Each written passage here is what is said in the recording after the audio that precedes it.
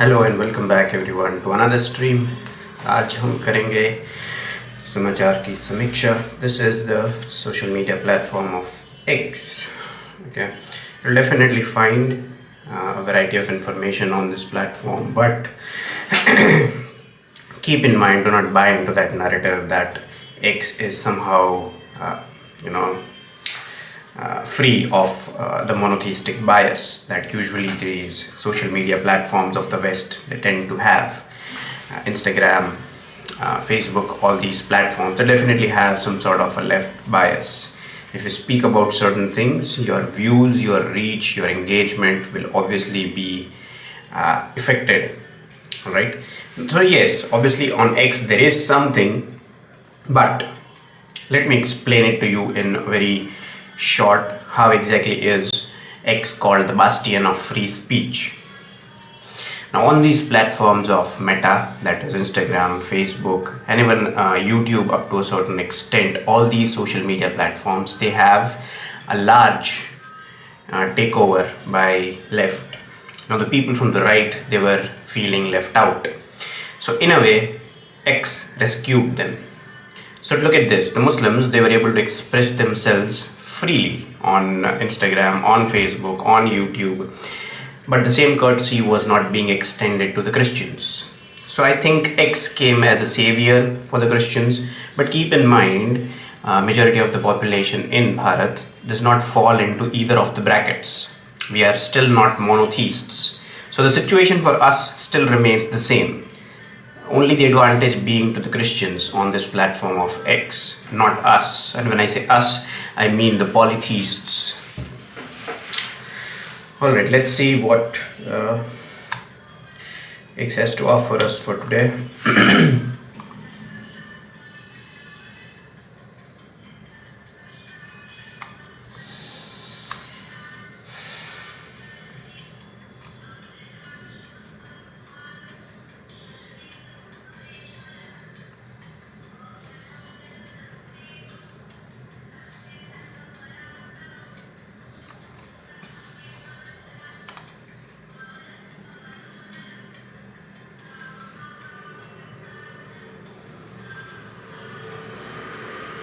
I would say this fellow, he should know where to go and where not to go.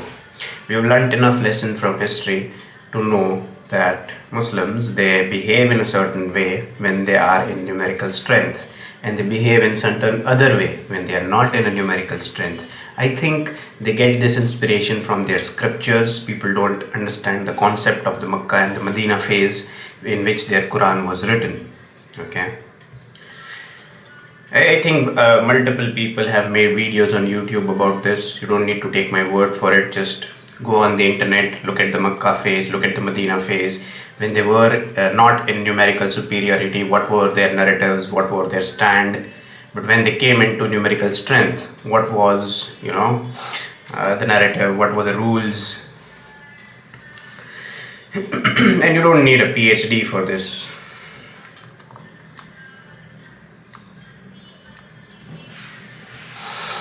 I'm yet to meet a Pak Punjabi Musliman who could pronounce, they call it Rashtriya Sevak Sangh. Punjabis. Yeah, I think the core of Pakistan is usually Sunni Punjabi families, the elite Sunni Punjabi families that are there in Lahore. That is the core of Pakistan. The rest of the states like Balochistan were obviously, people don't talk about these things a lot, but these areas are illegally occupied.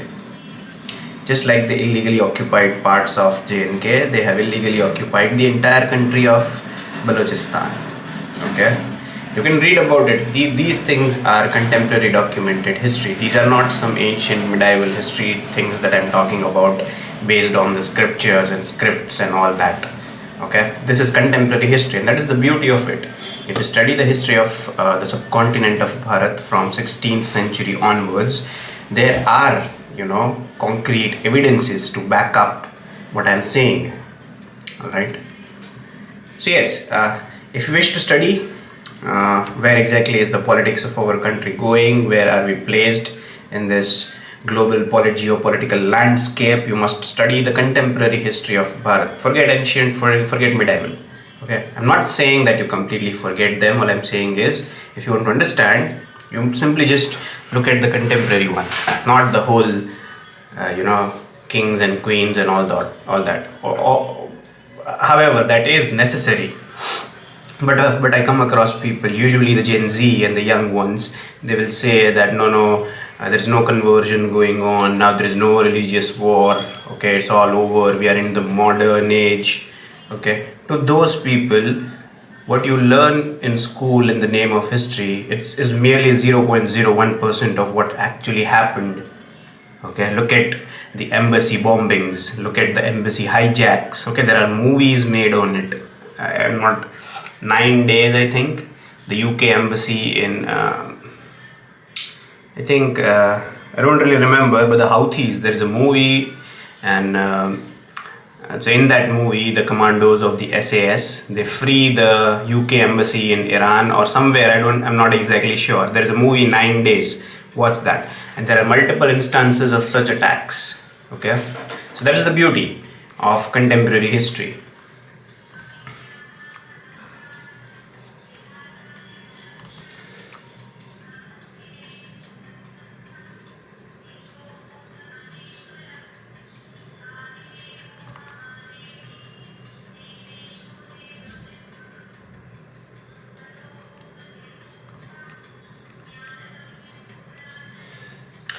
Swara Bhaskar, I think she is just a loudmouth human being. Okay.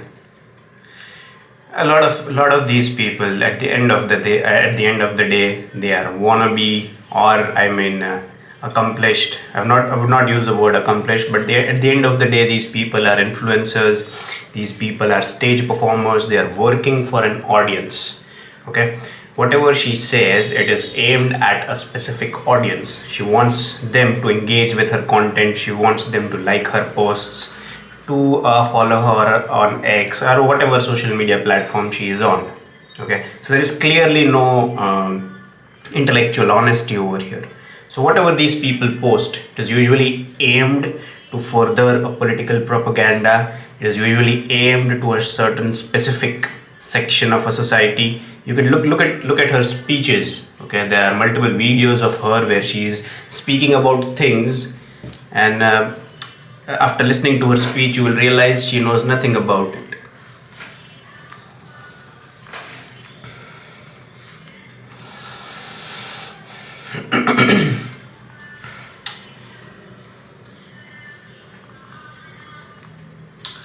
When you are conducting any ceremony or ritual at your home, make sure that the Purohit has knowledge. Check the following. He should know Sanskrit and should be able to speak it fluently. He understands the meaning of mantras he is chanting. He is not offended when you ask him the about to. You obviously have to ask it politely. Make sure you give proper dakshina for conducting the ceremony. But if he fails any of the above three, respectfully ask them to leave. That is true. A lot of priests, Brahmins, they get offended when you ask them questions. Okay, I don't know. That is real. They definitely get offended. But the real ones, people who have been practicing dharma the way they should have been, they don't really get offended. In fact, they get turned on by these things.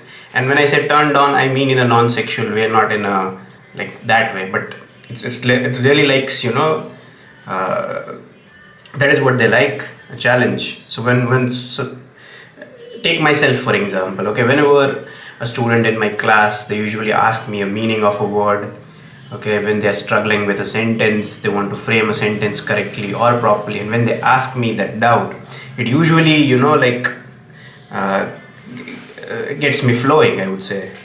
Because that is what I like. I enjoy a challenge in English because I've been doing this for a while, and I think I have myself fallen into those pits where students fall. Okay, I have made and gradually corrected the mistakes that students from the Gen Z, Gen Alpha, and all those people that they make or they tend to make. So there are some pitfalls in English grammar, in spoken English, in the spoken language, but I myself have made those errors enough number of times to now know that you're not supposed to make those errors. Okay, so yes, if somebody is challenging you intellectually, it's a good thing. It's a sign that that other person wants to believe, or wants to, is convinced that this person to whom I'm asking questions at least has the ability to answer. Otherwise, that fellow will not ask you questions. Okay, if you're being tested, that means you are worthy. Otherwise, you would not be tested at all.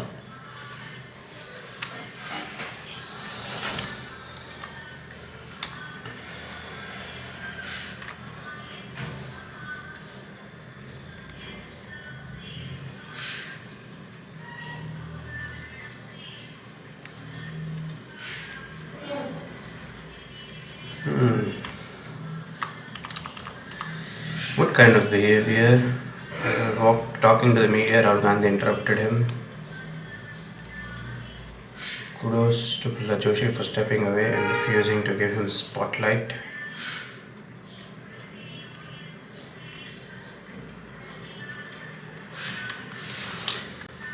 Set up fake CBI offices. Gandhi MLB portraits and bogus logos to run digital arrest. Scams targeting. No such thing as digital arrest exists now.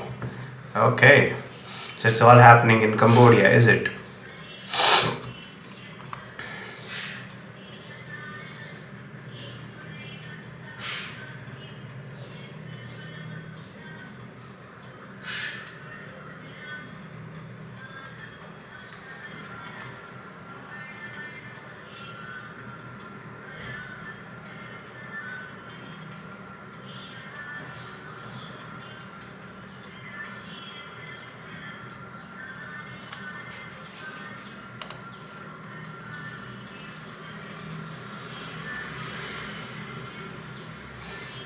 Okay.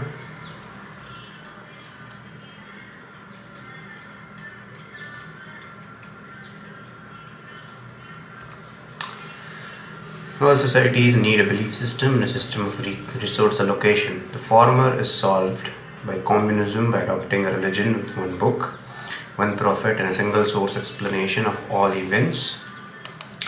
We know this is Marxism, a form of monotheism that we know from experience demands a lot of human sacrifice. The only form of communist resource allocation that can work is within a family where resources can be allocated according to need, not ability. Communists therefore see the family system as a competitor and constantly attack it.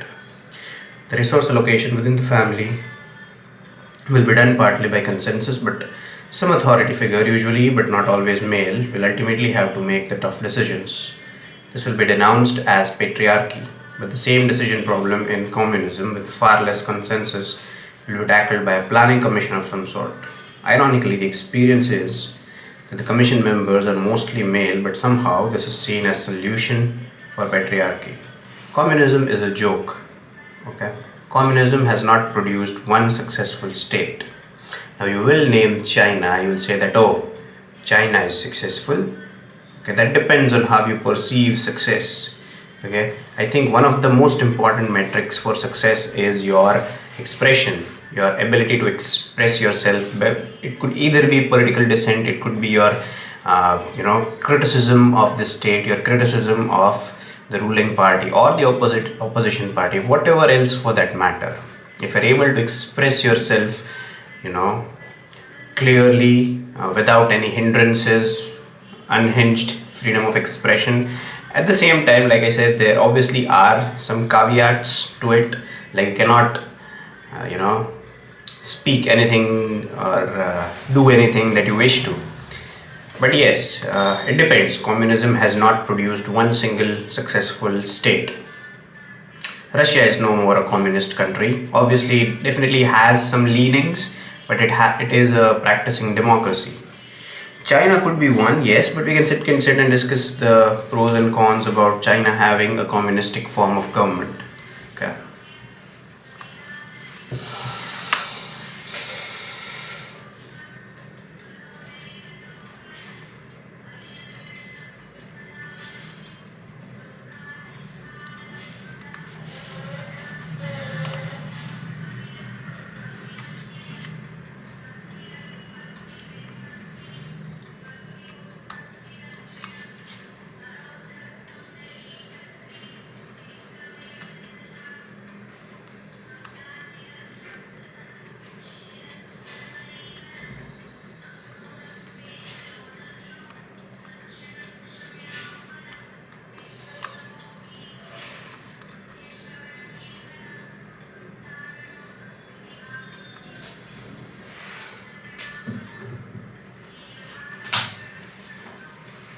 Let's see.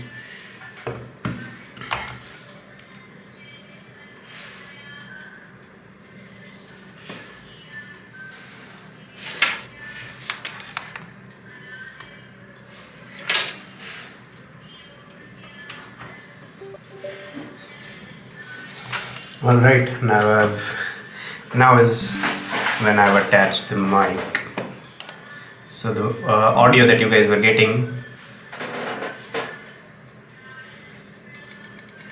Let me just set up the mic first. Okay.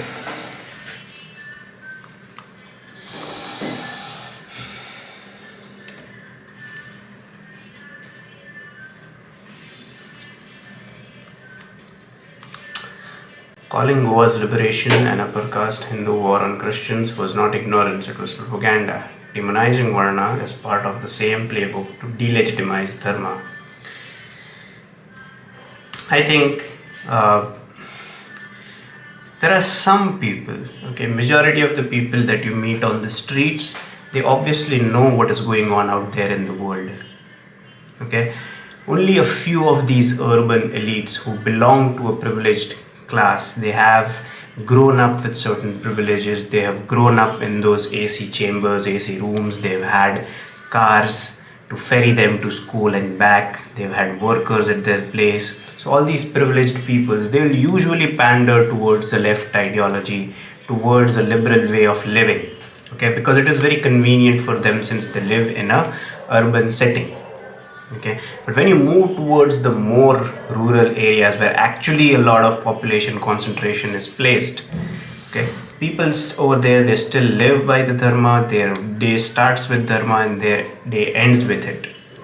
Okay, so making that statement that secularism, liberalism and all these principles that have come out of enlightenment, and enlightenment was a certain movement out of Christianity, so they had to go in an age, they had to go into an age of darkness for 400 500 years, and at the end of it they had to realize that liberalism is the way forward. Okay, now that particular idea was picked up over there and sort of pushed or imposed or impressed upon us.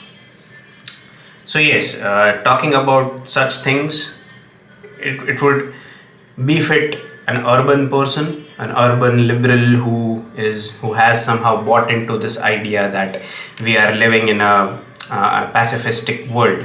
Like there is no conversion going on. There are no subvert attempts being made to alter the demographic balance that exists in population. There is no persistent and a perpetual competition going on between the monotheists and the polytheists. They do not acknowledge these ideas. Okay.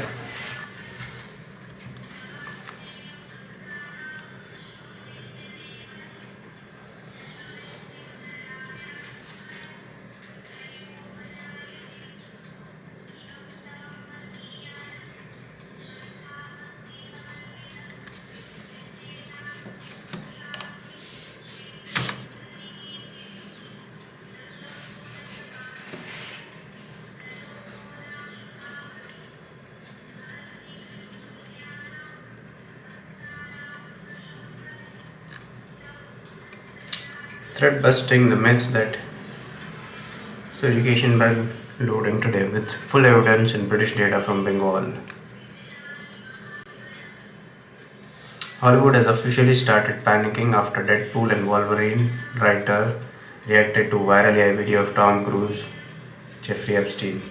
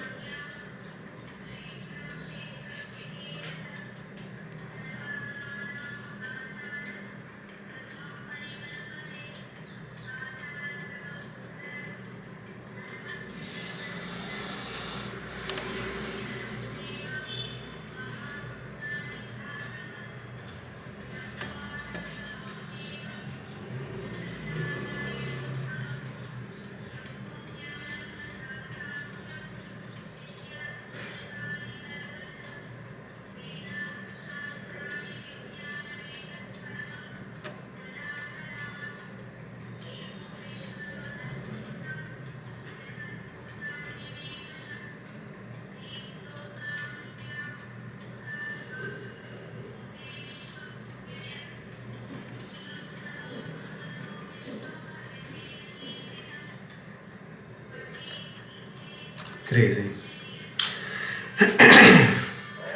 Young girls, mostly teenagers, if the data is taken out, will bring shame to the UK gangs, but the state is more focused on dividing, making one section entire treasure. That's true. That's true. There is a massive grooming going on. Okay, there are cases that have come out from, I think, very recently from Mirzapur, where certain gym owners were pushing a certain ideology on women. I think on the blame largely is to be put on the women over here, because if you are not aware, if you're not politically aware what exactly is the atmosphere of your country, what are the threats that you yourself as a female is facing, then in what world exactly are you living? Are you still living under that Bollywood drama of bhaichara, or are you still living under that false pretense of Ganga Jamni Tehzeeb? It does not exist. I see a lot of reels where girls, they post some reels about falling in love with a Muslim man, so on and so forth. And to a larger extent, I think they might not be real. They might just be doing it to get reach, to likes, engagement, so on and so forth. But when you do such things, okay, it puts an impression on the consumer. Okay, keep in mind there are a lot of consumers of content out there in Bharat. Now that we have a lot of mobile phones and proliferation of internet into deeper into unreached geographies earlier. So yes, when you put out such content, when you speak of such things, a lot of impressionable, especially Gen Z, Gen Alpha, and all those people, especially the women, girls, they get influenced. So I think women, they have to be at least politically conscious about what efforts are being made to convert them, what efforts are being made to humiliate them. Okay. So at least the awareness must be there. Do not live in denial that these things are not realities. These things are realities. Okay. There are multiple instances. You don't need to take my word for it. Use Google. In fact, use AI. Okay, and you don't need to go far back in time. I'm not talking about medieval history here. All my things that I say in any of my videos, in any of my live streams, okay, you can find evidences about it from the contemporary history itself. You don't need to go far back in time.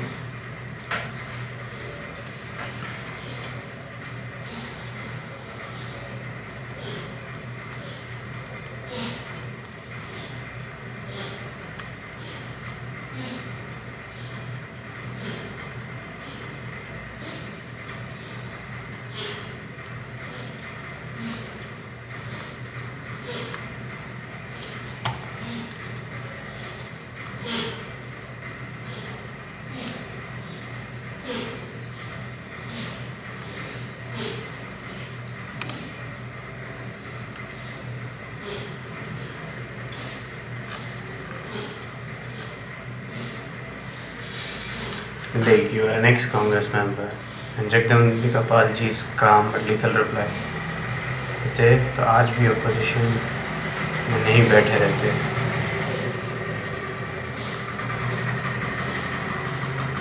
Okay. 38 Republicans have now co-sponsored the SAVE Act.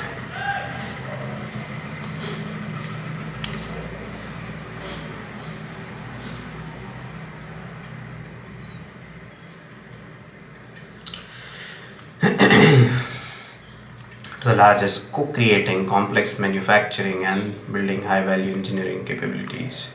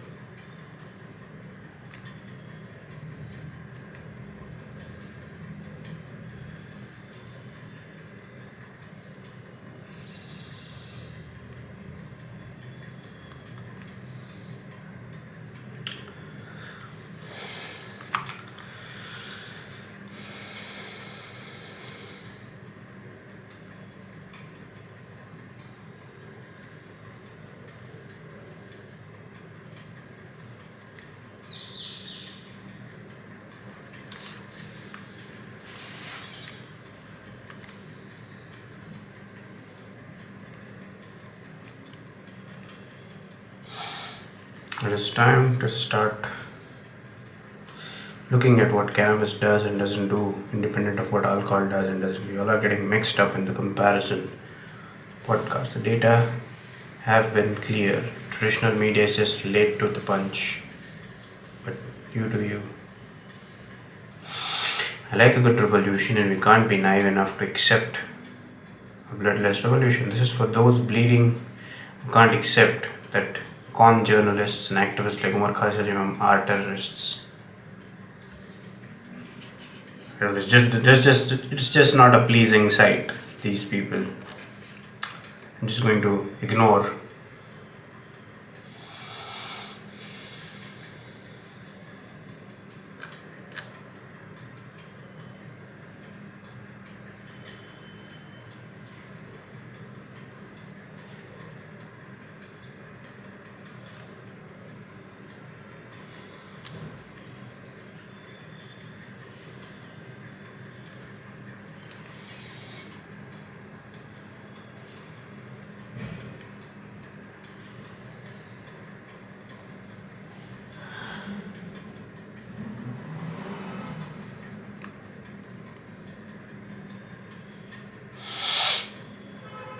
Stop the practice of Mrityu Bhoj, because in his 22 vows it asked to stop Mrityu Bhoj. Since when did personal religious vows become an enforceable state policy?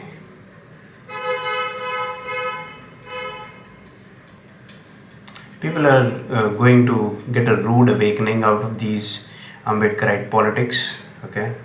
And I hope it's not too late before you realize these things, that this is actually very harmful to the national unity. The politics of Ambedkar, when I say politics of Ambedkar, I mean the politics that is based on, ideas of Ambedkar. Not even Ambedkar, I'm Biva Sakpal.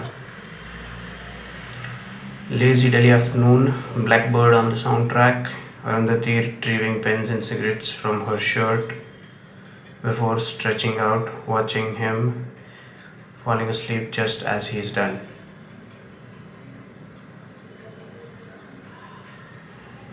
What's this supposed to be?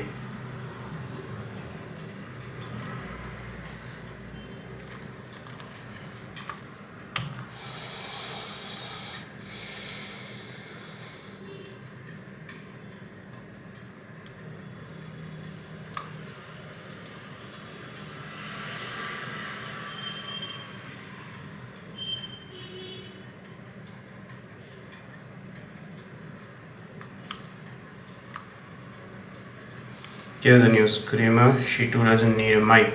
She also has wonderful dressing sense.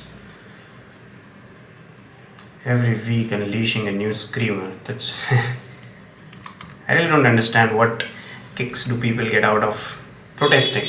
It's a mindless activity that you can indulge in. Protests. I have never seen protests for genuine reason. There might have been some one or the other protests that may have, I don't know, that may have resulted in successfully overturning whatever that they were protesting. Okay, so it's a shitty thing to do. Go out on the streets and shout out. You're obviously going to get nothing out of it. So somebody must have convinced this human being that this is the best use of her voice.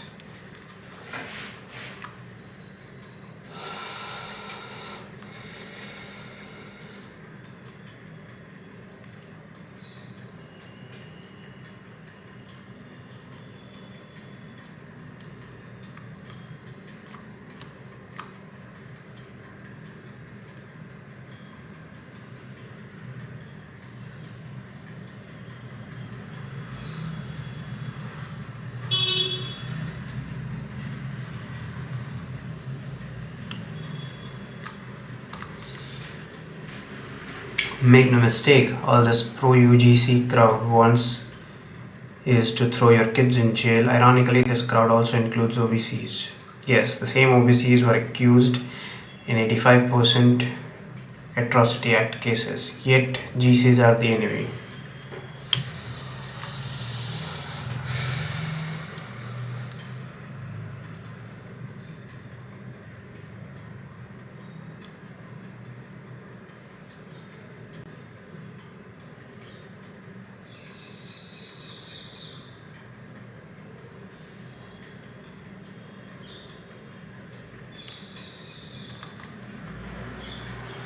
This is what I'm talking about. Our own people speaking bad about our own gods, about our own dharma. It sends a very bad message.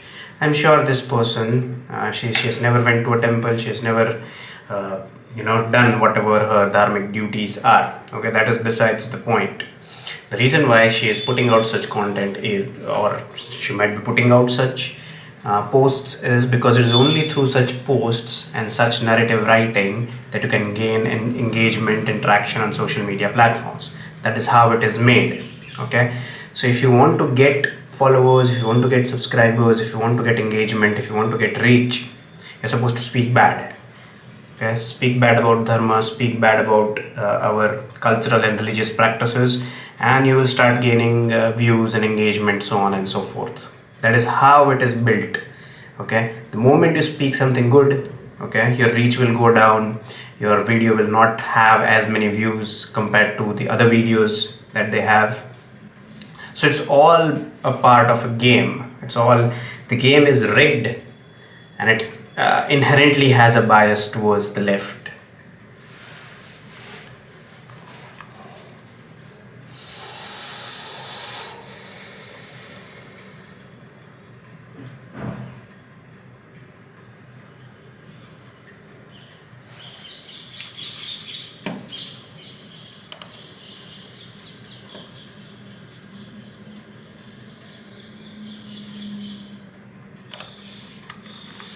It's all written, okay? This is contemporary history. You don't need to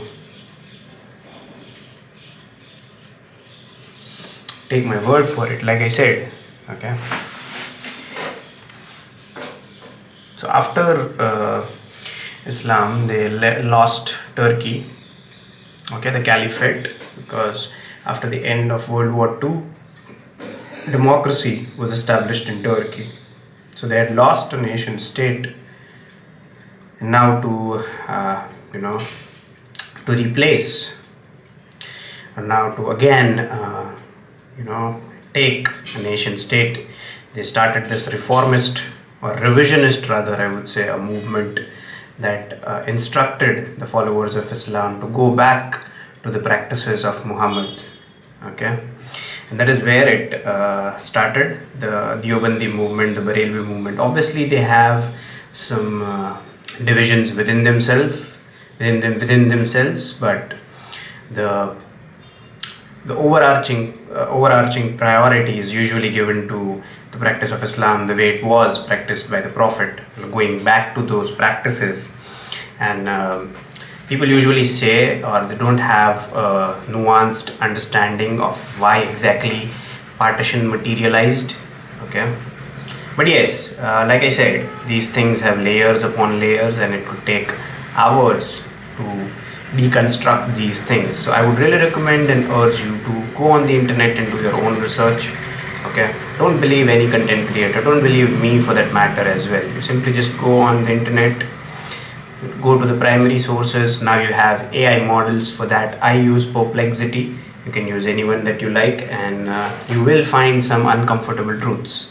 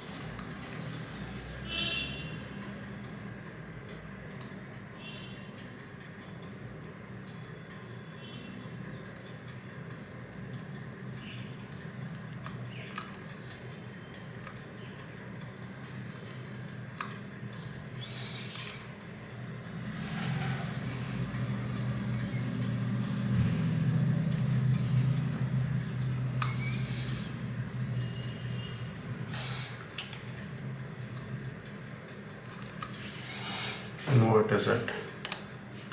This is one more lie.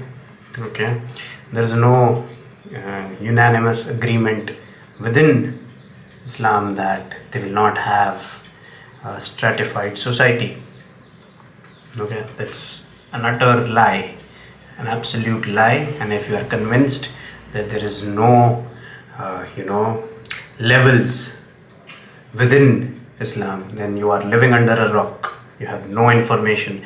Your uh, information or your knowledge about politics or your knowledge about history comes from social media. If you think that there is no, varna is our word, our sacred word. Let's use the Portuguese word of caste, that there are no castes within the Muslim society. Believe me, they have. And in some cases, their treatment of people on the lower castes are pretty bad. Okay.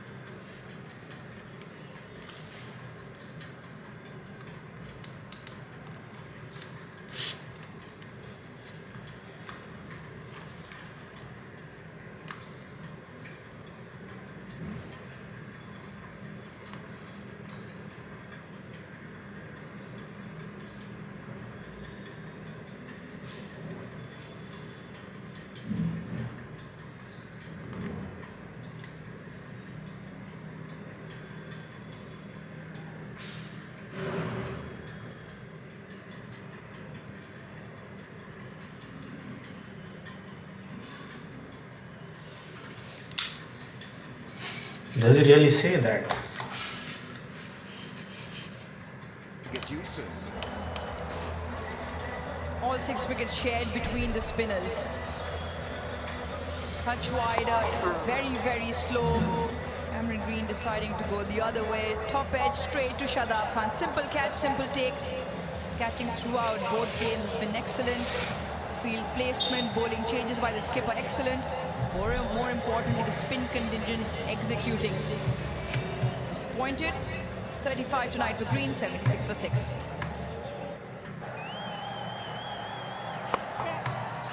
Right, his first scalp of the evening. Shadab picks up a wicket. Cameron Green has been removed from the scene. That's a big blow. Really is. He's batting so well. But then it's Usman Tariq and it takes a few overs to get used to it.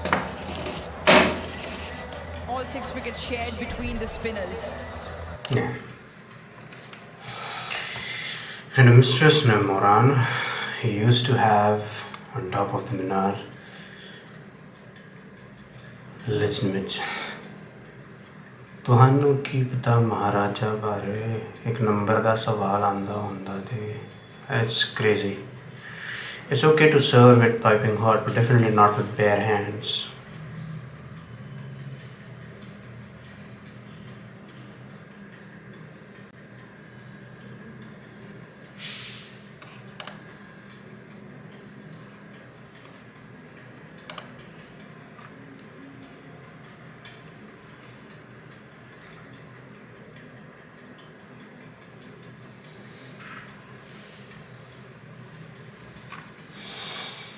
Will annihilate.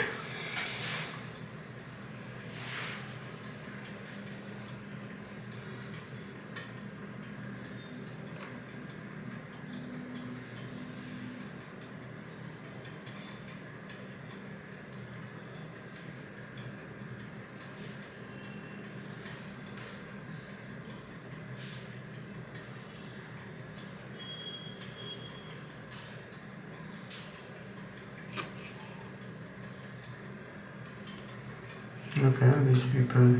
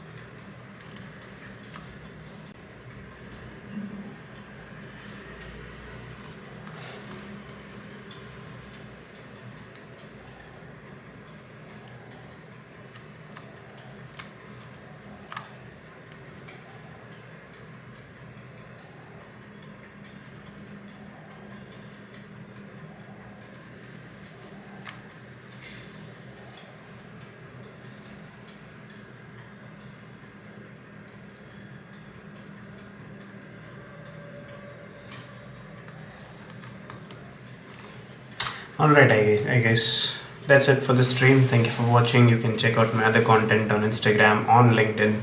There are other playlists on my YouTube channel as well. Thank you for watching.